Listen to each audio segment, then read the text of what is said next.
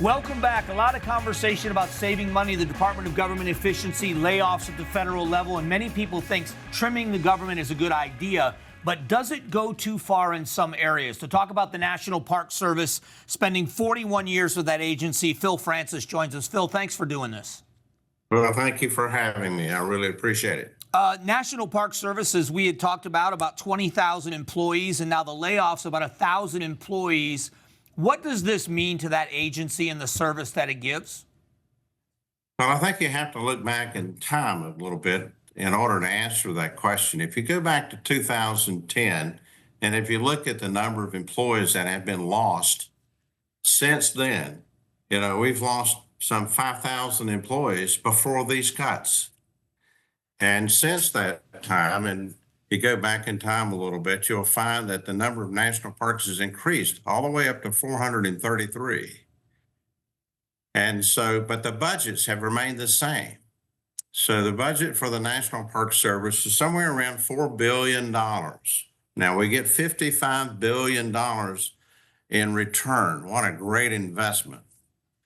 But that $4 billion back in 2010, if you adjust it for inflation, and that seems to be a pretty hot word these days, would be about $4.6 billion today. Okay. But yet the Congress is proposing to give the National Park Service the same level of budget that existed way back in 2010. So to answer your question about numbers of people, we are losing thousands of employees at a time when we have over 325 million people visit each year and spend $50 billion plus in the local economies. So it affects the quality of the visitor experience. It affects the economic well-being of these local communities, these mom and pop stores, these big hotels. I mean, this is their lifeblood.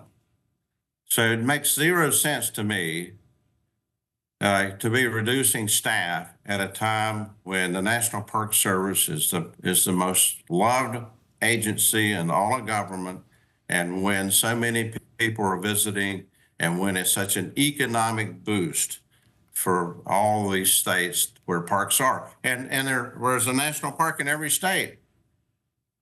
When you say that there have been losses in the past and you've been able to absorb the losses, has this crossed a critical point in your mind where it is going to have permanent effects that the customers will see? Yes, sir, for sure. I used to be superintendent of the most visited national park in the country, and that's the Blue Ridge Parkway. And so we would have 16 million people each year. Now, the Great Smoky Mountains National Park has about 12 million visits a year.